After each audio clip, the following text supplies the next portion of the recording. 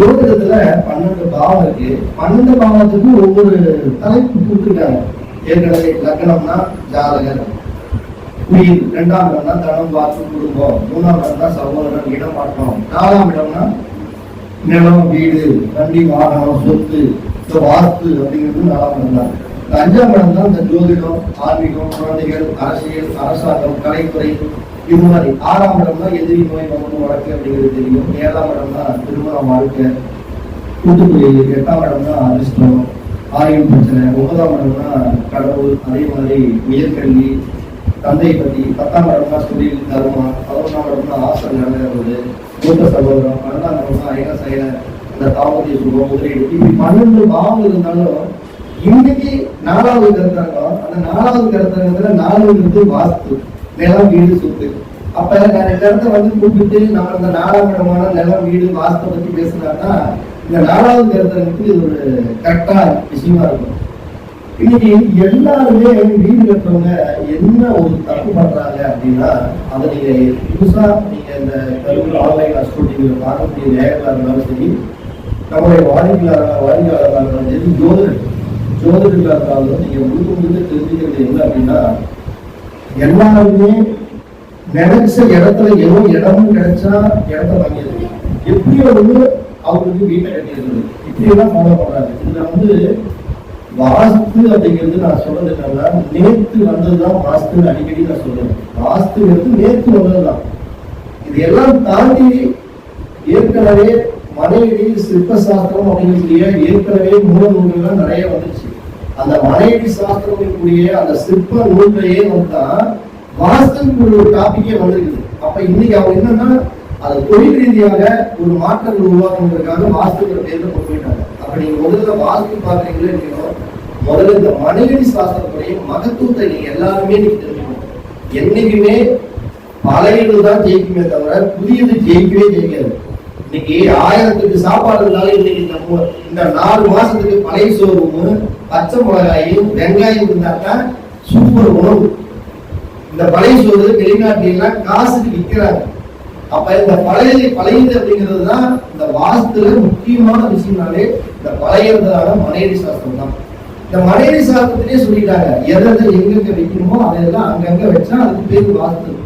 இப்ப சமையல் அப்படின்னா அக்னி முறையில் இருக்கணும், அதே மாதிரி பாத்தீங்கன்னா தண்ணினா ஈசானி முறையில் இருக்கணும், அதே மாதிரி காற்றுனா வாயு முறையில் இருக்கணும், நிலம்னா குபேர முறையில தென்மேற்கு முறையில் இருக்கும் அப்படின்ட்டு பொதுவான கான்செப்ட் கண்டுபிடிச்சு வச்சுட்டாங்க.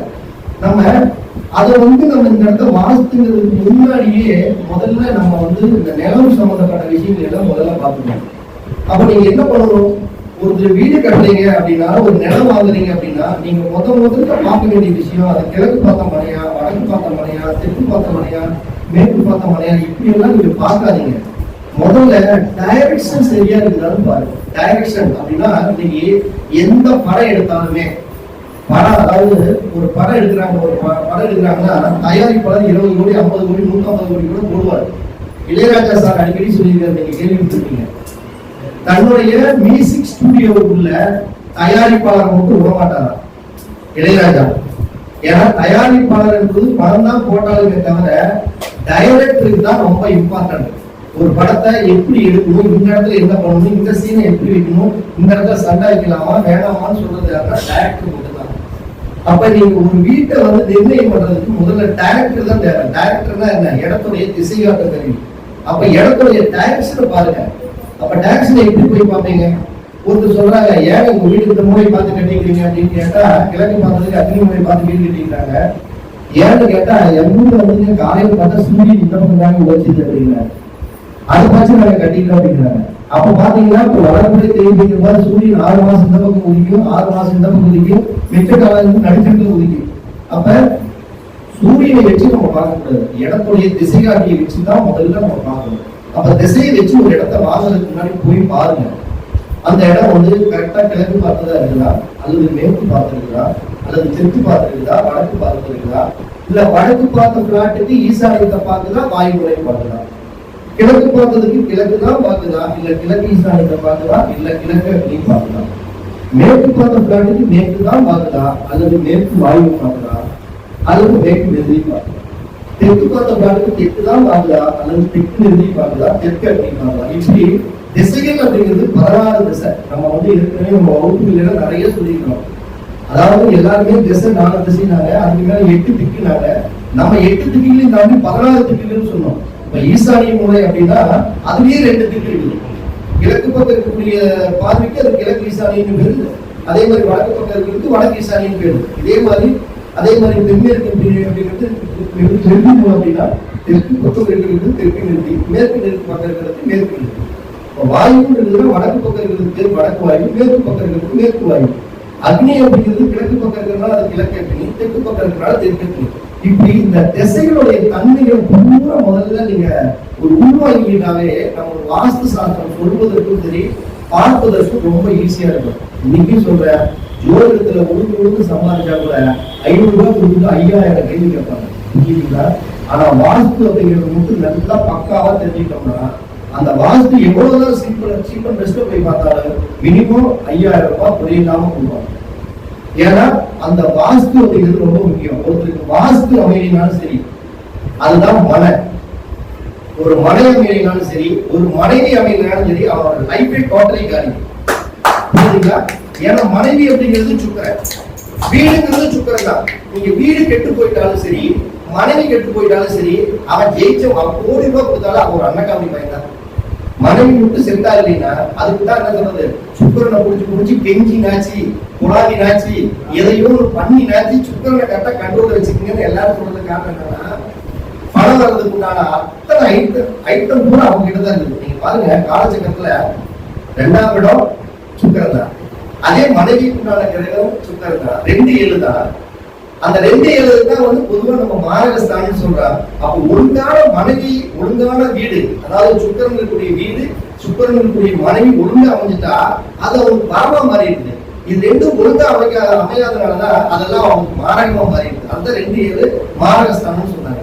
அப்ப இந்த வீட்டை முடிஞ்ச அளவுக்கு வீடு கட்டுறதுக்கு முன்னாடி இந்த ஆம்பளைய என்ன பண்ணுவோம், இந்த சம்சாரம் வீட்டுல இருக்கிற பெண்களுக்கு முதல்ல வீடு பிடிக்குதான்னு பாருங்க. அவங்களுக்கு எப்படி விருப்பமோ அது பிரகாரம் கட்டி கொடுங்க. நீ பாட்டுக்கு சம்பாதிக்கிற ஒரு கணவர்களை சம்சாரத்தை கேட்காம, இந்த குழந்தைகளுக்கு கேட்காம, அந்த பெண்களுக்கு பிடிக்காம முடிவெடுக்க கூடாது. நீங்க பெண்கள் ஒரு ஆசைப்பட்டு ஒரு விஷயத்த சொல்லி அதை கேட்காம போயிட்டா அந்த அம்மா கிரக பிரவேசம் பண்றது ஐந்து மந்திரம் வளர்ப்பு நான் அதை சொன்ன நீ அதை கேட்கல அப்படின்னு காலத்துக்கு சொல்லிட்டே இருக்கும். அப்ப நம்ம வீடுங்கிறது அவ்வளவு ரொம்ப இம்பார்ட்டன்டான விஷயம். அப்ப முதல்ல நீங்க தெரிஞ்சுக்கிறது, திசை அறிந்துதான் வீட்டையே கட்டணும். திசை அறியாம வீடு கட்டக்கூடாது.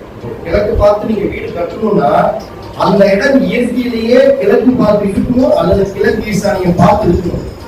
அதை தவிர்த்து அந்த இடத்துல திசை காட்ட மாதிரி பார்க்க கருவி வச்சு பாக்குறப்ப அக்னி மூலைக்கு பாக்குற மாதிரி ஒரு 11 டிகிரிக்கு மேல போயிட்டா நீங்க நல்ல வாஸ்து நிபுணரை வச்சு, நல்ல ஜோதிட நிபுணரை வச்சு அந்த வாஸ்து தெய்வத்தையே இறக்கி நீங்க வீடு ஒரு நல்ல வீடு கட்டினா கூட கலங்காம ஆயிடுவாங்க. ஏன்னா அக்னி நெருப்புக்கு சமமான கண்டத்தை கொடுக்குறீங்க. அப்ப வீடு கட்டுறதுக்கு முன்னாடி முதல்ல டைரக்ஷனை தெரிஞ்சுக்கணும். டைரக்ஷன் தான் ரொம்ப முக்கியம். இப்ப டைரக்ஷன் தெரிஞ்சதுக்கு அப்புறம் எல்லாருமே என்ன பண்றாங்க அப்படின்னா, இவங்கெல்லாம் எந்த மாசத்துல இருந்தாலும் வீடு கட்ட ஆரம்பிச்சிருது. ஜோசியருக்கு நம்ம எல்லாம் மனுஷனாவே சில பேர் மதிக்கிறது இல்லை. இந்த ஜோசியருக்கு வாஸ்து இந்த நல்ல கருத்துக்கள் தெரிகிறது. ஏன்னா எப்பேற்பட்ட ஒரு நல்ல விஷயங்களையும் ஒளிவு மறைவு இல்லாம சொல்றது யாருக்குன்னா ஜோதிடருக்கு மட்டும்தான் சொல்லுவாங்க. அவருடைய அந்தரங்கமா இருக்கட்டும், அவருடைய எந்த மேட்டரா இருந்தாலும் ஜோதிடர்கிட்ட தான் சொல்லுவாங்க. அப்பா அம்மாட்ட சொல்லக்கூடாத விஷயத்த, தன்னுடைய நண்பர்கள்கிட்ட சொல்லக்கூடாத விஷயத்த ஜோதிடர்கிட்ட ஒளிவு மறைவு இல்லாத சொல்லுவாங்க. எல்லா விஷயத்தையும் சொல்லுவாங்க. அப்ப நம்ம எல்லா விஷயத்தையும் சொல்றப்ப நம்ம தெய்வத்தோட ஒரு ஸ்டெப் மேல அப்படிங்கிறது தான் நம்ம இது. அப்ப என்ன பண்ணணும், நம்ம தெய்வத்தை விட மேலா ஒருத்தர் நம்ம நினைக்கிறாங்க அப்படிங்கிறப்ப எந்த சூழ்நிலையுமே நான் சொல்லக்கூடிய ஒரே டைப் தான், தர்மத்தின் வழி செல்ல செல்ல தர்மத்தின் வழி குறையும். எந்த சூழ்நிலையும் நம்ம தர்மத்தின் படிதான் நடக்கணுமே தவிர பணம் வருது அது வருது இது வருதுங்கிறதுக்காக அந்த ஜோதிடத்துக்கு புறமான ஒரு கருத்துக்களை சொல்லிட்டோம்னா நிச்சயம் இன்னைக்கு நம்ம ஜெயிக்கிற மாதிரி இருக்கும். அதான் சொல்ல பாருங்க, ஜோதிடத்துல தவறான முறையில சம்பாதிச்சோம்னா நம்ம நல்ல பீக்கில் ஜெயிக்கிற மாதிரி தான் இருக்கும். ஆனா பின்னாடி கண்டிப்பா காலம் வாங்கிக்கிட்டே இருக்கும். ஏன்னா எனக்கு தெரிஞ்ச ஜோதிடர்கள் நான் நிறைய பேர்த்த பார்த்தேன், நல்லா இருக்கிற மாதிரி இருந்தாங்க, கடைசி காலத்துல எல்லாம் கீழே போயிட்டாங்க. அப்ப தர்மத்தின் படி நம்ம நடந்துக்கணும் அப்படிங்கிற ஒரு விஷயத்த எல்லாருமே புரிஞ்சுக்கணும். அடுத்தது, ஒரு வீட்டை நீங்க முதல்ல கட்டுறீங்க அப்படின்னா முதல்ல உங்களுடைய ஜாதகத்தை போய் ஜோசியத்தை பார்க்கணும். வீடு கட்டுறதுக்கு ஒரு தகுந்த நேரம் வந்துருச்சா சொல்றாங்கல்ல, எதுவுமே நேரம் காலம் அப்படின்னு முக்கியம் இல்லை. அப்போ ஒரு நேர காலம் கரெக்டா இருந்தாலும் பார்த்துட்டு தான் வீடு கட்டணும். கண்ட நேரத்துல கட்டிருக்கூடாது. ஒரு பலம் வந்துட்டா வீடு கட்டணுங்கிறாங்க, அது வந்துட்டா வீடு கட்டணும், அப்படியெல்லாம் கிடைக்கவே கிடையாது. உங்களோட ஜாதகத்துல வீட்டுக்கு உண்டான பாவம் இயங்கணும். வீட்டுக்கு உண்டான பாவம் என்ன? 4ஆம் பாவம். அட்லீஸ்ட் 4ஆம் பாவம் இயங்கணும். இல்லைன்னா அதனுடைய துணியோட பாவம் இயங்கணும். 8ஆம் பாவம் 12ஆம் பாவம் இயங்கணும். அப்ப 4, 8, 12ஆம் பாவங்கள் இயங்கினா மட்டும்தான் நீங்க அந்த வீடு கட்டுறதுக்குண்டான ஸ்டெப்பே எடுக்கணும். இந்த 3, 7, 11ஆம் பாவத்துல இயங்கும்போது கண்டிப்பா நீங்க வீடு கட்டுறதுக்குண்டான எண்ணங்கள் போகக்கூடாது. அப்படி போயிட்டா வீடு பாதியில நின்று போயிடும். இல்லைன்னா வீடு கட்டுறாங்க, இந்த வீடு கட்டுறவருக்கும் அந்த ஓனருக்கும் 2 பேருக்கு கருத்து வேறுபாடு வீடு காலதாமதம். அப்ப அதுக்கு நம்ம கவனமா இருக்கணும். அப்ப இதுல எப்படி தெரிஞ்சுக்கூடிய வாடிக்கையாளர்கள் நல்ல ஜோசியர்கள் எல்லாருமே நீங்க இருக்காங்க. அவங்க கிட்ட போய் இந்த 4, 8, 12ஆம் பாவம் புத்தி நடக்கலாம், இல்ல வேற ஒரு கிரகங்கள் புத்தி நடந்தாலும் சரி, அந்த புத்தி நடக்கக்கூடிய கிரகம் 4, 8, 12ஆம் பாவத்தோட சாரத்துல நின்று புத்தி நடந்தாலும் சரி, அந்த காலகட்டங்களில் வீடு கட்டக்கூடிய அமைப்பு. அப்ப நீங்க இதெல்லாம் பார்த்து முதல்ல வீடு கட்டுறதுக்கான நேரத்தை எடுத்துக்கணும். எடுத்துக்கிட்டு தான் நீங்க அடுத்தது எல்லாருமே பார்க்கறது என்ன பாக்குறீங்கன்னா, முதல்ல வாஸ்து பார்க்க போறீங்க. இந்த வாஸ்துங்கிறது தயவு செய்து அப்படி ஒரு பெரிய விஷயமே அல்ல. அதாவது வாஸ்துங்கிறது இந்த மனைவி சாஸ்திரத்தில் இருக்கக்கூடிய ஒரு பிரிவு, அவ்வளவுதான். வாஸ்துங்கிறது பொதுவா இந்த பஞ்சபூதங்களை யாரால எங்கெங்க வைக்கணுமோ அவங்க அந்த இடத்துல கரெக்டான இடத்துல ஃபிட் பண்ணிட்டா திரும்பி போச்சு வாஸ்து. அப்ப வாஸ்துங்கிறது என்ன? இந்த இடத்துல உட்கார்ந்து இருக்கணும் அப்படின்னா ஒரு இடத்துக்கே போனா கூட சொல்றாங்கல்ல, பெண்கள் வரிசை, ஆண்கள் வரிசை, இப்படி வரிசையா உட்கார வைக்கிறாங்க. அப்ப என்னன்னா இவங்க இந்த இடத்துல இருந்தா அவங்களுக்கு சேஃப்டி. ஒரு ஊர்ல திருவிழா நடக்குது, ஒரு ஆடல் பாடலே நடக்குது அப்படின்னா நீங்க பாருங்க, அந்த ஸ்டேஜுக்கு முன்னாடி சென்டர்ல ஒரு குச்சி கட்டி இந்த பக்கம் பெண்கள் பகுதி, இந்த பக்கம் ஆண்கள் பகுதி. ஏன் இந்த பக்கம் எல்லாம் ஒன்னா கலந்து உட்கார்ந்த பிரச்சனையா? ஒன்னா கலந்து உட்கார்ந்தா எப்படியோ கலவரம் வரும், சண்டை வரும். அப்ப என்ன, அந்த பெண்களுக்கு ஒரு பாதுகாப்பு இருக்கும். அந்த பெண்கள் இந்த இடத்துல தான் உட்கார வைக்கணும், ஒரு கட்டுப்பாட்டுக்குள்ள அப்படின்னு வைக்கிறாங்க. இதுக்கு பேர் தான் வாஸ்து. அப்ப அந்த வாஸ்துங்கிறத இந்த நிலம், நீர், நெருப்பு, காற்று அவங்களுக்கு உண்டான பஞ்சபூதங்களை அவங்க இடத்துல கரெக்டா கொண்டு ஃபிட் பண்றதோட அவங்க மேல முடிஞ்சு போச்சு. தண்ணி இருக்குதுன்னா அந்த தண்ணி இருக்கிற இடத்துல தான் வைக்கணும், நெருப்பு இருக்கிற இடத்துல வைக்கக்கூடாது. நெருப்பு இருக்குதுன்னா நெருப்பு இருக்க வேண்டிய இடத்துல தான் நெருப்பு வைக்கணும், அந்த இடத்துல கொண்டு தண்ணி வைக்கக்கூடாது. இப்ப பஞ்சு இருக்குது, அது தண்ணின்னு வச்சுக்கணும். நெருப்பு இருக்குது, இந்த பஞ்சை நெருப்பி பக்கத்துல வைக்க முடியுமா? எப்படி இருந்தாலும் பிடிச்சி எரிஞ்சு போயிடும். அப்ப காற்று இருக்க வேண்டிய இடத்துல காற்று இருக்கணும், நிலம் இருக்க வேண்டிய இடத்துல நிலம் இருக்கணும். இப்படி எல்லாம் முதல்ல அமைச்சுக்கிறது மட்டும்தான் வாஸ்து. தவிர இதெல்லாம் தாண்டி வாஸ்துங்கிறது ஒரு 10% தான். இந்த முறையில எது இருக்கலாம், இது எல்லாருமே சொல்லக்கூடிய விஷயம் தான். இப்ப எல்லாருமே சொல்லுவாங்க, தென்மேற்கு முறையில பெட்ரூம், 2வது பெட்ரூம் வடமேற்கு முறையில, சமையல் ரூம்னா அக்னி முறையில, கால்னா ஈசானிய முறையில. இது பொதுவான லாஜிக். தரந்த குழந்தை கூட சொல்லுவோம். இப்ப ஒரு உண்மையாலுமே பாண்டிச்சேரியில நேற்று ஒரு விசிட்டு தான் போயிருக்கோம். கிட்டத்தட்ட அங்க நைட் அவங்க முடிச்சுட்டு வரப்போ நைட் 3 மணிக்கு தான் வீட்டுக்கு வந்தேன். இதுல 3/4 பேரு அந்த அம்மா, அந்த வாஸ்து பார்க்கக்கூடிய அந்த அம்மா ஆல்ரெடி நம்ம வீடியோ பார்த்து அவங்க கூப்பிட்டுருக்காங்க. நம்ம வீடியோ கூட நோட்டை போட்டு அப்படியே லைனா எழுதி வச்சிருக்குதுங்க, எல்லாமே எழுதி வச்சிருக்கு. அந்த அம்மாவே எல்லாமே சொல்லுது, நம்மளால ஒண்ணுமே சொல்ல தேவையில்லை. ஐயா இந்த முறையில் இது வரக்கூடாது இல்லையா, அதனால தானே எழுத வச்சேன், ஐயா இந்த முறையில் இது வரக்கூடாது அதனால தானே எழுத வச்சேன் அப்படின்னு அட்டகாசமா சொல்லுது. கிட்டத்தட்ட அந்த அம்மா வீடியோ பார்த்து வீடு கட்டுறதுக்கு முன்னாடி அந்த அம்மாவே பார்த்துட்டு போனாச்சு. அங்க போனேன், சும்மாதான் போனேன், எல்லாம் அந்த அம்மா தான் சொல்லிச்சு. காசு கொடுத்தாங்க, வாங்கிட்டேன். என்னுடைய அறிவு மட்டும் கொஞ்சம் தான் கொடுக்குறாங்க. அந்த அளவுக்கு வீடியோடைய எல்லா டேலண்ட் வந்துச்சு. அப்ப என்னன்னா வாஸ்துங்கிறது வேற, மனையடி சாஸ்திரங்கிறது வேற. வீடு கட்டுறதுக்கு நீங்க பார்க்க வேண்டியது அந்த பழைய மனையடி சாஸ்திரங்களை தான் கையாளுமே தவிர புதிய வாஸ்துங்கிறது ஒரு இருக்கு. அதை சும்மா ஒரு 10% எடுத்துக்கலாம். இந்த மனையடி சாஸ்திரங்கிறது என்ன? மனைனா என்ன? மனைனா வீடுன்னு அர்த்தம். அடினா என்ன? மனைனா வீடுன்னு அர்த்தம். மனைனா மனைவின்னு அர்த்தம். அடினா என்ன? அடினா நம்ம வைக்கக்கூடிய அளவுன்னு அர்த்தம். சாஸ்திரம்னா என்ன? ஒரு விஷயங்களே நாம் ஒழுங்குபடுத்துறதுக்கு பேர் தான் சாஸ்திரம். அதாவது தன்னுடைய மனைவிக்காக, தன்னுடைய குடும்பத்துக்காக சரியான அளவுகளை கொண்டு ஒரு சாஸ்திரத்தோடு ஒழுங்குபடுத்தக்கூடிய முழுமையானதுக்கு பேர் தான் மனைவி சாஸ்திரம். அப்ப அந்த மனைவி சாஸ்திரங்கிறது என்னன்னா, அடிகள் 6 அடியிலிருந்து கிட்டத்தட்ட இருக்குது, 1000 அடி வரைக்கும் இருக்குது. இது இந்த அடிப்பூட்டத்தை இந்த வீட்டுல நம்ம ஃபிட் பண்ணணும். கட்டணத்துக்கு வெளியே இந்த அளவு வைக்கணும், உள்ளளவு இந்த அளவு வைக்கணும். இது எல்லாம் நம்ம பார்க்கணும். இதுல இன்னைக்கு நான் சொல்லக்கூடிய ஒரு விஷயம், நான் என்னுடைய கருத்தரங்க அடுத்த வாரம் ஞாயிற்றுக்கிழமை அதுலதான் நான் பேசலான்னு இருந்தேன். இப்ப திடீர்னு நான் அப்பவே பேசுறேன். நிறைய பேரு இந்த குழி பொருத்தம் அப்படின்னு நீங்க கேள்விப்பட்டிருக்கீங்களா? குழி பொருத்தம் கேள்விப்பட்டிருக்கீங்களா ஐயா? அதாவது வீட்டுக்கு வந்து எப்படி வந்து நம்ம திருமணத்துக்கு பொருத்தங்கள் பார்க்கணும்.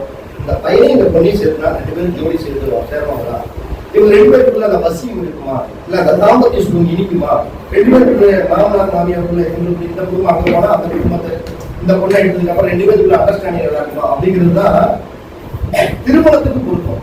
அதே மாதிரி நீங்க வீட்டுக்கு பொருத்தம் பார்க்கணும். இதுதான் ரொம்ப ரொம்ப முக்கியம். அதை நீங்க யாராச்சும் ஃபாலோ பண்றாங்கன்னா கண்டிப்பா ஃபாலோ. கிராமங்கள்ல பண்றது இல்ல, டவுன்ல 100% சென்னையில நீங்க நிறைய பேர் பண்றாங்க. நான் பண்ற பக்கம் கூட இதைத்தான் லைக் பண்றாங்க சென்னையில போறாங்க. அப்ப இந்த குடி பொருத்தம் அப்படிங்கிறது வந்து பாத்தீங்கன்னா மொத்தம் வந்து 11 பொருத்தம். இத வந்து எல்லாருமே நம்ம தெரிஞ்சுக்கிறது என்னன்னா,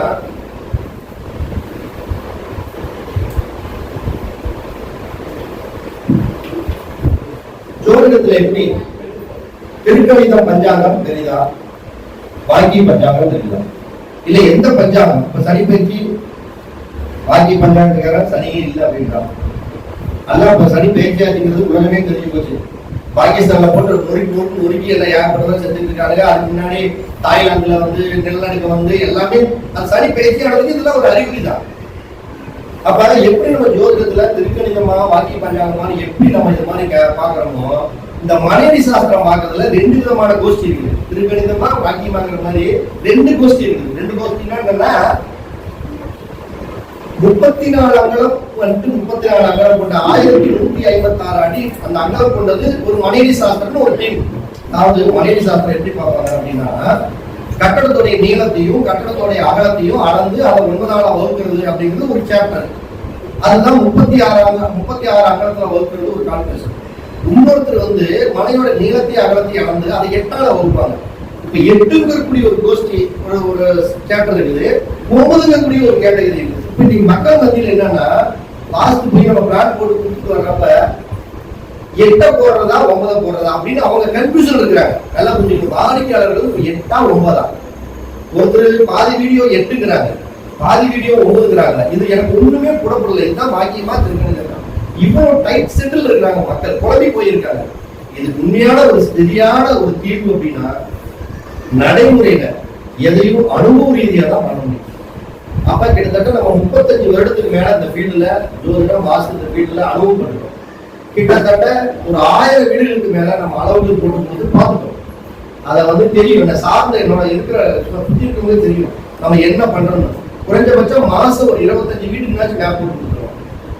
அப்ப இதெல்லாம் நம்ம இது எப்படி இதெல்லாம் உண்மையா அப்படின்னு நம்ம கண்டுபிடிக்கிறதுக்கு என்ன பண்ணணும் அப்படின்னா, ஏற்கனவே கட்டின வீட்டுக்காரங்களோட நிலைமை பார்க்கணும். இவங்க நல்லா இருக்கிறாங்களா இல்ல கட்டின வீட்டுக்காரங்க மோசமா இருக்காங்களான்னு நம்ம சொல்ற கருத்து தான் பெருசு அப்படிங்கிறது நான் துணிக்கல, நான் தான் பெருசுன்னு துணிக்கல. ஆனா இதுல இதுவா அதுவான்னு துணிக்கிறதுக்கு 2 விஷயங்கள் நம்ம பார்க்கணும்.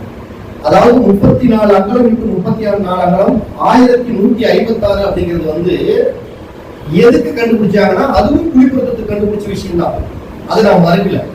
அதே மாதிரி 36 into 36 1296 1156 36 1296 கிடைக்கும். 34 1156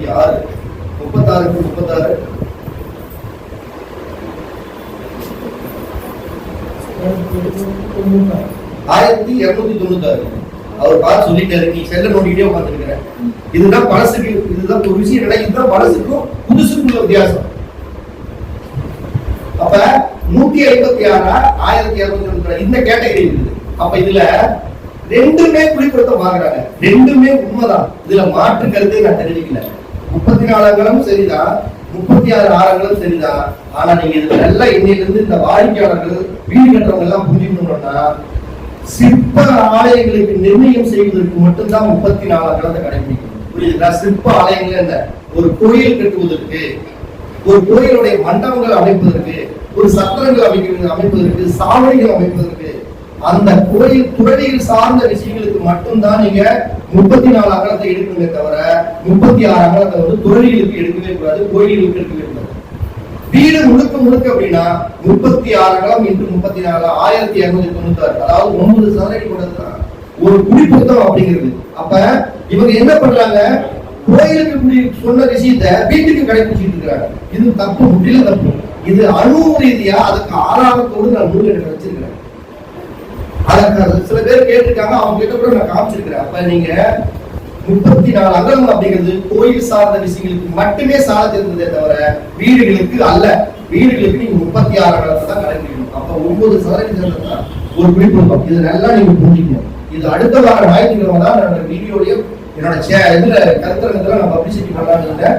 சரி, இவங்க 4வது கருத்தரங்கத்தை பத்தி இதை பத்தி பேசணும் ஒரு நாள் சொல்லிட்டோம். இது ரொம்ப முக்கியமான மேட்டர். நீங்க எந்த வீடியோல போய் பாத்தீங்கன்னாலும் நான் சொன்ன மேட்டர் சொல்லிருக்க மாட்டாங்க. அதுக்கு யாராச்சும் இதுல நான் பார்த்தேன் அப்படின்னு சொன்னா அதுக்கு நான் பொறுப்பு. 34 சொல்லுவாங்க ஒருத்தர் 36. ஆனா இதுல எதை எப்படி கம்பேரிசன் பண்ணணும்னா 34 கோயில், 34 வீடு. நீங்க 36 கோடி அங்க வைக்க கூடாது, அங்க இருக்கிறது போனா இங்க வைக்க கூடாது. வீட்டுக்குள்ள கோயிலுக்குள்ள குளிச்சுட்டு தான் போகணும் அப்படின்னா அப்படித்தான் போகணும். ஒரு ஒரு நல்ல ஒழுக்கத்தோடு நல்ல ஒரு கரெக்டான டைமோட போகணும் கோயிலுக்குள்ள. நம்ம வீட்டுல இருக்கக்கூடிய சகஜமான நிலையில இருந்து கோயிலுக்கு போக முடியுமா? போக முடியாது. அப்ப நீங்க இதெல்லாம் நீங்க கண்டிப்பா ஃபாலோ பண்ணணும். அதை நல்லா புரியுங்க. அப்ப ஒரு வீட்டுக்கு ரொம்ப முக்கியம் குடிப்பொருத்தம் தான். இந்த குடிப்பொருத்தத்திலேயே எதை எங்க வைக்கணும் அப்படிங்கறது வாஸ்து நீங்க பாத்துக்கங்க. ஆனா அடிப்பொருத்தம் ரொம்ப ரொம்ப முக்கியம். அடிப்பொருத்தம் ரொம்ப முக்கியம்னா கட்டடத்தோட நீளம் சரியா இருக்கணும், கட்டடத்தோடைய அகலம் சரியா இருக்கணும், கட்டடத்தோடைய உள்ளளவுகள் சரியா இருக்கணும். இது எல்லாமே ரொம்ப ரொம்ப இம்பார்ட்டன்டான விஷயம். இதுல முக்கியமா பொருத்தத்துல 11 பொருத்தத்துல நீங்க பார்க்க வேண்டியது அப்படின்னா ஒரு 7 பொருத்தத்தை நீங்க ரொம்ப ரொம்ப இந்த வீட்டுக்கு நீங்க எடுத்துக்கணும். 7 பொருத்தத்தை ரொம்ப ரொம்ப வீட்டுல எடுத்துக்கணும் அப்படின்னா வீடு நீங்க கட்டக்கூடிய மனை நாயா, நாய் மனையா, இல்ல கழுவு மனையா, இல்ல பாம்பு மனையா, இல்ல பசு மனையா, அல்லது நாய் மனையா, இல்ல யானை மனையா, இல்ல சிம்ம மனையா, இல்ல கருட மனையா, இப்படி தெரியணும். இப்ப எல்லா பொருத்துமே இருக்கு. ஒருத்தர் நாய் மனையில வீட்டை கட்டிடுவாங்க. அவன் வீடு கட்டுறது வந்து நாய் மாதிரி படாத கஷ்டப்படுவான். ஒருத்தர் கழுத மனையில கட்டிடுவான். வாழ்க்கை பூரா வீடு கட்டுறது கழுத புதுசுங்கிற மாதிரியே சுமந்துகிட்டே இருக்கும். அப்ப வீட்டுக்கு நீங்க என்ன மனையில முதல்ல கட்டணும்னா எப்பயுமே அந்த பொருத்தத்துல யானை மனம் வந்து கட்டுனா ரொம்ப சிறப்பா இருக்கும். முதல்ல நான் சொல்றது என்ன 7 பொருத்தங்கள் என்னென்னு பாத்துங்க. இதுக்கு ரொம்ப இம்பார்ட்டன்ட் இருக்கு. அதாவது கருப்பம் அப்படிங்கிறது தான் அந்த மனையுடைய பேரு. கருப்பம் பாங்க. இந்த கருப்பத்தை பார்த்துக்கணும். அடுத்தது ஆதாய விரயத்தை பார்த்துக்கணும். அடுத்தது வந்து யோனியை பார்த்துக்கணும். அடுத்தது நம்முடைய அந்த வீட்டுடைய நட்சத்திரத்தை, இது ரொம்ப ரொம்ப இம்பார்ட்டன்ட். இது வந்து நான் ஒரு விதத்துல ஆணவத்தோட கூட சொல்லலாம். அது நீங்க தப்பா எடுத்துக்கிட்டாலும் சரி, அதை பத்தி கவலை இல்லை. இதை வந்து ஒரு மிகப்பெரிய ஒரு ஜோதிட வல்லுநரை எனக்கு கொடுத்து ரொம்ப சந்தோஷப்பட்டு எனக்கு 1000 ரூபாய் பணம் கொடுத்தாரு. ரொம்ப பெரிய ஆளு சொன்னார். அந்த பெரிய ஆளு நான் சொல்றது இதுவரைக்கும் இந்த நட்சத்திரத்துக்கு வந்து நீங்க சொன்னது வந்து உலகத்துல யாருமே சொல்லினாரு. அது என்ன, நான் ஒரு 4 வீடு நானே போட்டு, ஆனா அந்த நட்சத்திரத்தை வந்து அவங்களுக்கு மாத்தி போட்டு நார்மலா போட்டு நல்லா இருக்கிற மாதிரி. ஆனா அவங்க சிரமப்பட்டு கஷ்டப்பட்டுட்டே இருக்காங்க. பிரச்சனை எங்கடா நல்லா குடி கொடுத்துருக்குது, எல்லாம் இருக்குது, ஏன் கஷ்டப்படுறாங்கன்னு பார்த்தோம்னா அவங்களுடைய அந்த வீட்டுடைய பத்திரம் வச்சிருக்கக்கூடிய உரிமையாளருடைய நட்சத்திரத்துக்கும் இந்த வீடு கட்டக்கூடிய நட்சத்திரத்துக்கு வைனாசி நட்சத்திரமா வந்துருச்சு. ஏன்னா வைனாசி நட்சத்திரம் எதுக்கு நம்ம பாக்குறோம்? எதுக்கும் பாக்குறதில்ல. அதிகபட்சம் பொண்ணு, அதாவது கல்யாண ஜோடி சேர்க்கறதுக்கு தான் வைனாசி நட்சத்திரத்தை பார்ப்பாங்க. அப்ப கல்யாணத்துக்கு தான் கல்யாணம்னா யாரு? சுக்கரன். அப்ப சுக்கரனுக்கு வந்து அந்த வைனாசி நட்சத்திரம் பார்க்கும்போது அதே வீடுங்கிறது சுக்கரன் தானே. அப்ப சுக்கரனுக்கு நம்ம பார்க்கணும்ல. அப்ப இந்த விஷயத்தை நான் கண்டுபிடிச்சதே நான் என் அனுபவத்துல நான் கட்டின இடத்துலயே நான் ஃபெயிலியர் ஆகி தோற்று போய் ஏன் இவங்க இந்த ஒரு விஷயத்துல மட்டும் பிரச்சனையாவே இருக்கிறாங்கன்னு கண்டுபிடிச்சு அதுக்கப்புறம் அதுக்கு தகுந்த ஒரு குடி கொடுத்துட்டு கொஞ்சம் மாத்தி இந்த நட்சத்திரத்தை மாத்தினதுக்கு அப்புறம் அவங்க வீட்டுல எந்த பிரச்சனையும் இல்லை. அப்ப கர்ப்பம், ஆதாயம், விரயம், யோனி, நட்சத்திரம் ரொம்ப முக்கியம். அதே மாதிரி வீட்டுக்கு கண் பார்வை முக்கியம். கண் பார்வை, அதுக்கு பேர் நேத்திரம் பார்வை. அதே மாதிரி சூத்திரம் ரொம்ப முக்கியம். அதே மாதிரி வயசு ரொம்ப முக்கியம். அதே மாதிரி யோகம் ரொம்ப முக்கியம். இந்த ஒரு 7 8 இதை வந்து நீங்க எது இருக்குதோ இல்லையோ இந்த 8ஐயும் கண்டிப்பா பார்த்தே ஆகணும். பார்க்காம இருக்கவே கூடாது. அப்ப இதுல மனையில வந்து பசுமணம் வந்தா வீட்டுல ஒரு மங்களகரமான நிகழ்ச்சியெல்லாம் நடக்கும். யானை மனம் வந்தா நல்ல செல்வா இருக்கும். சிம்ம மனம் வந்தா வீட்டுல நிர்வாக திறமை, ஆளுங்க, பசங்களுடைய டேலண்ட், அருமை இதெல்லாம் சூப்பரா இருக்கும். கருடன் மனம் வந்தா பெருமாளுடைய அனுகிரகம் பரிபூர்ணமா கிடைக்கும். அதே மாதிரி ஆதாய விரையை பாக்குறப்ப வரவு அதிகமா இருக்கும், செலவு கம்மியா இருக்கும். ஒரு 8 ரூபாய் சம்பாதிக்கணும்னா அட்லீஸ்ட் 7 ரூபாய் விரையும் ஆகும், 1 ரூபாய் லாபம் மட்டும் போகும். ஆதாயம் 8 ரூபாய் வந்து விரையும் 9 ரூபாய் வேணா அது வீடு கட்டுனதுக்கு அப்புறம் எல்லாம் நல்லா இருப்பாங்க. வீடு கட்டுறதுக்கு அப்புறம் சொல்லுவாங்க, நான் வீடு கட்டுனதுக்கு அப்புறம் பாத்தீங்கன்னா வரவுக்கு மீறி செலவு பண்ணிட்டே இருக்கு. என்னால சமாளிக்க முடியுமா? அப்ப ஆதாய நிலையை பொறுத்த ரொம்ப. அடுத்தது யோனி. அதைத்தான் இது மாதிரி நாய், யானை, கழுதை இது மாதிரி வந்துடக்கூடாது. இங்க யானை, சிங்கம், பசு, கருடன் இந்த மாதிரி யோனி வந்துட்டா அந்த வீடு சூப்பரா இருக்கும். அதே மாதிரி நட்சத்திர பொருத்தத்துல அவங்களுடைய நட்சத்திரத்துக்கு 22வது நட்சத்திரமா அப்படின்னு என்ன பத்திரம் யார் பேர்ல இருக்குதோ அவங்களுடைய நட்சத்திரத்துக்கு 22வதா வரக்கூடிய நட்சத்திரம் அந்த மனப்பொருத்தம் பார்த்து வீடு கட்டுறப்ப எல்லா பொருத்துமே சூப்பரா இருக்குது. இல்லைங்களா? ஆதாயம் நல்லா இருக்குது, மரம் நல்லா இருக்குது, யோகம் நல்லா இருக்குது, ராசி நல்லா இருக்குது, நட்சத்திரம் நல்லா இருக்குது, எல்லாமே சூப்பரா இருக்குது. ஆனா உங்களுடைய நட்சத்திரம் பரணி நட்சத்திரமா இருக்கு, எல்லா பொருத்தும் சூப்பரா இருக்குது. பரணி நட்சத்திரத்துக்கு 22வது நட்சத்திரம் என்ன? எப்பயுமே நம்மளுடைய நட்சத்திரத்திற்கு 4வதா வரக்கூடிய கிரகம் என்ன கிரகமோ அந்த கிரகத்துடைய நட்சத்திரத்துல முதல்ல ஜென்மம், அணுஜென்மம், திரிஜென்மமா வரக்கூடிய நட்சத்திரம் தான் முதல்ல வைநாசி நட்சத்திரம் அப்படிங்கிறது. இப்ப பரணிக்கு நம்ம என்ன சொல்றோம்? பரணிக்கு சுக்கிரன், சூரியன், சந்திரன், செவ்வாய். செவ்வாயோட நட்சத்திரம் என்ன? மிருகசீரிடம், சித்திரை, அவிட்டம். மிருகசீரிடங்கிறது ஜென்மம், சித்திரைங்கிறது அணுஜென்மம், அவிட்டங்கிறது திரிஜென்மம். அப்ப திரிஜென்மம்னா உங்களுடைய நட்சத்திரத்திலிருந்து 4வதா வரக்கூடிய கிரகம் என்ன கிரகமோ அந்த கிரகத்துடைய திரிஜென்ம நட்சத்திரம் தான் வைநாசி நட்சத்திரம். அப்ப அந்த நட்சத்திரம் வராம இருக்கணும். அப்ப நல்ல அளவு நீட்டா போட்டு நல்ல வாஸ்துக்காரையை வச்சு பார்த்து நல்ல ஜோதிடர் பார்த்து நல்ல அளவு நல்ல மூலமட்டா எல்லாம் சூப்பரா பார்த்து கூட கட்டி இந்த பரணி நட்சத்திரத்துக்கு அவிட்ட நட்சத்திரம் மட்டும் அந்த வீட்டுல உழுந்துச்சுன்னா அடிச்சு சொல்லுவேன், அனுபவத்துல பார்த்துட்டேன், அவன் ஜெயிக்கவே முடியாது, அவன் அத்தோட காலி. இதை நீங்க நல்லா, ஏன்னா இங்க உட்கார்ந்துருக்கவங்க எல்லாமே ஒரு நல்ல ஜோதிடர் இருக்கிறீங்க, நல்லா வார்த்தை எல்லாம் தெரிஞ்ச டேலண்ட் பர்சன் நீங்க. அப்ப இதை நீங்க அடிப்படையில இது எனக்கு தெரிஞ்ச விஷயத்த நீங்க நிறைய ஃபாலோ பண்ணுங்க. ஏன்னா நிறைய ஜோதியர் நிறைய வாஸ்து இந்த விஷயங்களை ஃபாலோ பண்ணாம நிறைய இடத்துல ஃபெயிலியர் பார்த்துருக்காங்க. அது உங்களுக்கு தெரிஞ்சிருந்தாலும் சரி தெரியலனாலும் சொல்ல தெரியும் சரி, நான் இந்த இடத்த இவங்க அழைச்சதுக்கு எனக்கு சொல்ல வேண்டிய என்னுடைய கடமை. இதை வாய்ப்புகளை நீங்க பயன்படுத்துறவங்க தாராளமா பயன்படுத்திக்கலாம். அதே மாதிரி வீட்டுக்கு சூத்திரம் நல்லா இருக்கும். சூத்திரம்னா மரண சூத்திரம் எக்காரணத்துக்கு வந்துருக்கணும். யோகம் அப்படிங்கிறது மரண யோகம் அந்த அடிப்படை. இப்படி மரண யோகம், மரண சூத்திரம் இதெல்லாம் வகைப்படுது. எல்லா பொருத்தமே சூப்பரா இருக்கும். அந்த வீட்டுல பாத்தீங்கன்னா நேத்திரம் அப்படிங்கிறது கூட்டு நேத்திரமா வரும். கூட்டு நேத்திரம் அப்படின்னா என்ன? கண் இல்லாம போயிடும். கோடி பணம் இருக்குது அவரு நீ சொல்ற மாதிரிதான் தொண்ணூறு சத்தம் தான் கேட்குதே தவிர ஒரு வாடகைக்கு பார்க்க முடியுதா, இல்ல ஒரு திருவிழாவை தான் பார்க்க முடியுதா? டே அப்பா உன்னால எனக்கு கேட்டு மூணு நாடா மிச்சம் அப்படின்னு சொல்றாங்க பாத்தீங்களா? அந்த கதை தான். அப்ப வீட்டுக்கு நேத்திரம் ரொம்ப முக்கியம். அது ஒரு கண்ணு இருந்தாலும் பரவாயில்ல, இல்ல வேக நேத்திரம் 2 கண்ணு இருந்தாலும் பரவாயில்ல, குருட்டு நேத்திரம் மட்டும் வரக்கூடாது. அப்ப நான் சொல்லக்கூடிய இந்த 8 விஷயங்கள், அதாவது கர்ப்ப பொருத்தம், மனப்பொருத்தம் 1, ஆதாய நிலை 3, அடுத்தது யோனி பொருத்தம் 4, அடுத்தது நட்சத்திர பொருத்தம் 5, சூத்திர பொருத்தம் 6, நேத்திர பொருத்தம் 7, யோக பொருத்தம் 8. இந்த 8 பொருத்தங்களையும் அவசியம் நீங்கள் பார்த்தே ஆக வேண்டும். இப்படி பார்த்து ஒரு வீடு கட்டினீங்கன்னா கண்டிப்பா அவங்க மேலும் நல்ல நிலைமைக்கு வருவாங்க. தன்னுடைய தசாபுத்திகள் கெட்டே இருந்தாலும் கூட அவங்க அந்த வீட்டுல சந்தோஷமா மகிழ்ச்சியா வாழ முடியும். அப்படிங்கிறது நீங்க நல்லா ஒண்ணு தெரிஞ்சுக்கணும். இன்னொரு விஷயத்தையும் நான் உங்களுக்கு சொல்றேன். அதாவது நட்சத்திரம் 27 நட்சத்திரங்கள் இருக்குது. இந்த 27 நட்சத்திரங்களுமே இருந்தாலுமே சில நட்சத்திரங்கள் உங்களுக்கு சாதகமான நட்சத்திரமாவே இருக்குன்னு வச்சுக்கோங்க. அந்த நட்சத்திரங்கள் வீடு கட்டக்கூடாது. பொதுவா இப்ப 27 நட்சத்திரங்கள் இந்த மனப்பொருத்தம் பாக்குறீங்க பாத்தீங்களா? இந்த மனப்பொருத்தம் பாக்குறப்ப 27 நட்சத்திரத்துல வைநாசிகமா இருந்தா ஒதுக்கிருங்க, நீங்க அதை எடுக்கவே வேண்டாம். அது எந்த நட்சத்திரம் நல்ல சூப்பரான நட்சத்திரமா இருந்தாலுமே வைநாசி நட்சத்திரமா இருந்தா ஒதுக்கிருங்க. அது தாராபலம் இல்லாத நட்சத்திரமா இருந்தாலுமே நீங்க அதை எடுத்துக்கலாம். இதுல அஸ்வினி நட்சத்திரம் ஒரு உதாரணத்துக்கு, ஏதோ ஒரு நட்சத்திரம் பரணி நட்சத்திரம் இருக்காங்க, அவங்களுக்கு இந்த புளி பொருத்தம் பார்த்து செட் பண்றப்ப அந்த நட்சத்திர பொருத்தம் முதல்ல நீங்க ஒரு வீடு கட்டுறவங்க எல்லாருமே நான் இம்பார்ட்டண்டா சொல்றது, முதல்ல மனப்பொருத்தம் பாக்குறப்ப அந்த நட்சத்திரத்தை மட்டும் கரெக்டா எடுத்து வச்சுட்டு தான் நீங்க 2வது ஸ்டெப் உள்ள நுழையும். எப்படி ஒரு வீடு, அதாவது ஒரு சினிமா படம் எடுக்கிறாங்க, ஒரு காலையில ஒரு ஒரு நிகழ்ச்சி ஆரம்பிக்கிறதுக்கு முன்னாடி ஒரு குத்து விளக்கு எப்படி ஏற்றுறாங்க, ஒரு கணபதி ஹோமம் எப்படி பண்றாங்க, தெய்வத்தை எப்படி நம்ம வணங்குறோமோ அது மாதிரி ஒரு வீடுன்னு ஒரு அளவு போடுறப்ப முதல்ல இந்த நட்சத்திரத்தை புளிப்பொருத்தம் ஃபாலோ பண்றவங்க இந்த நட்சத்திரத்தை முதல்ல எடுத்து வச்சுட்டு தான் நீங்க அடுத்ததையும் உள்ள நுழையும்.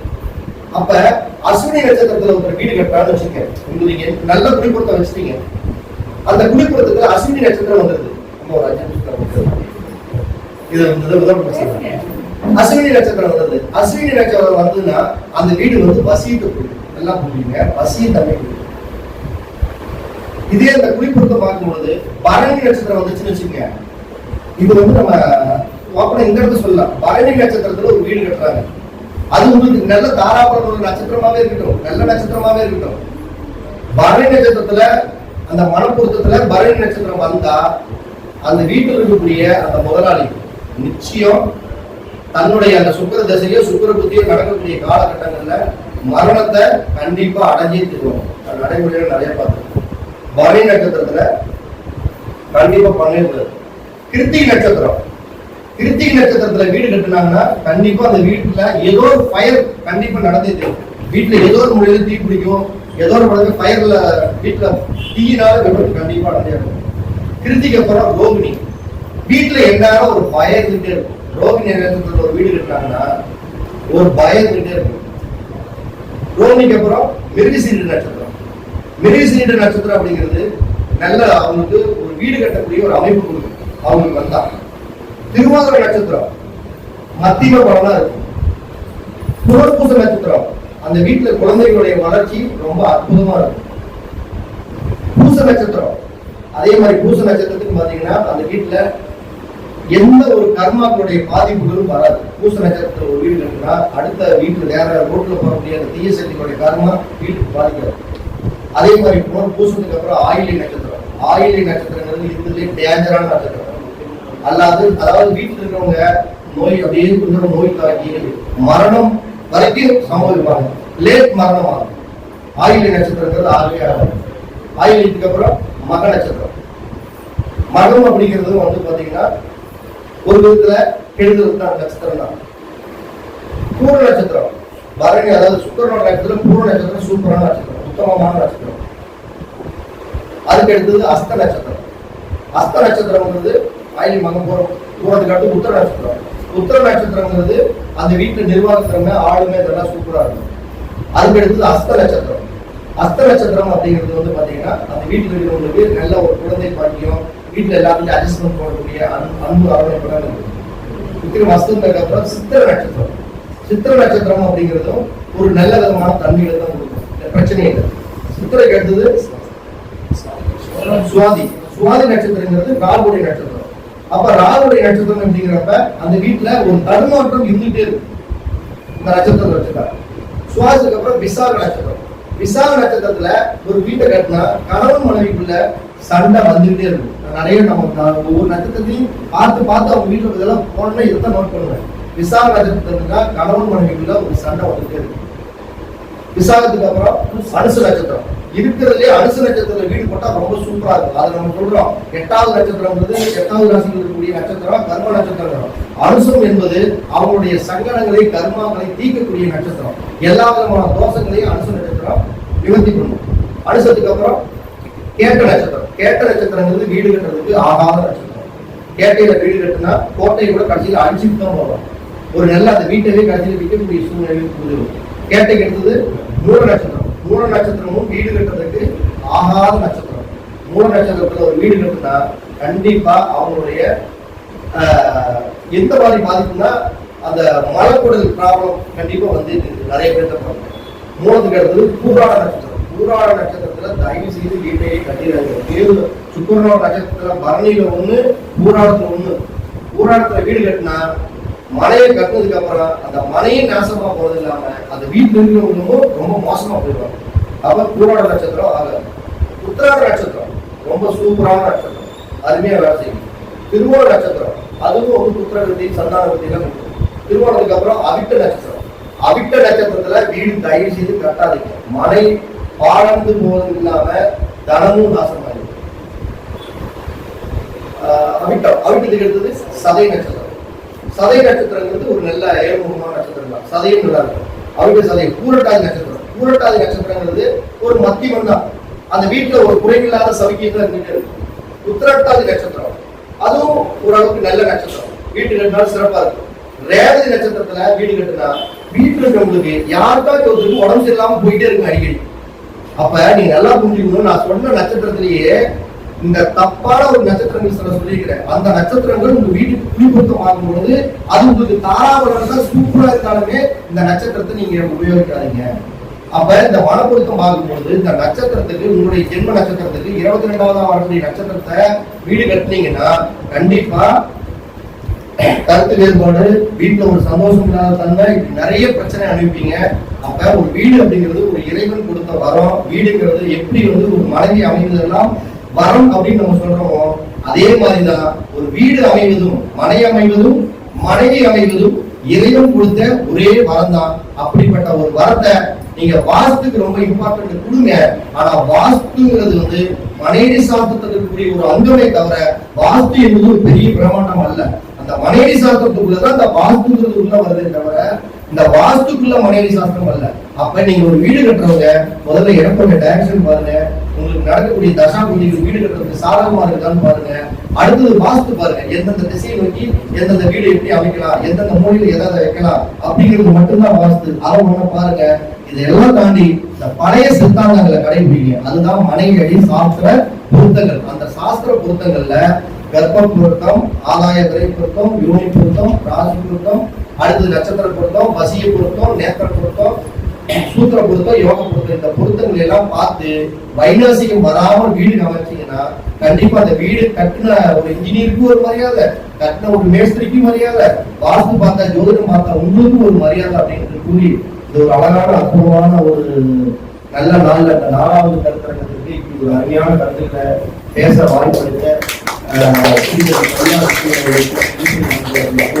சார்பாக மீண்டும் ஒரு நன்றி இந்த வணக்கத்தையும் வாழ்த்துக்களையும் தெரிவித்துக் கொண்டு தர்மத்தின் வழி செல்ல செல்ல தர்மத்தின் வழி புரியும் அப்படிங்கிற அற்புதமான தகவல் சொல்லி அடுத்த ஒரு அழகான தர்மத்தில் சந்திக்கிறேன். அனைவருக்கும் வணக்கம். அனைவருக்கும் நன்றி.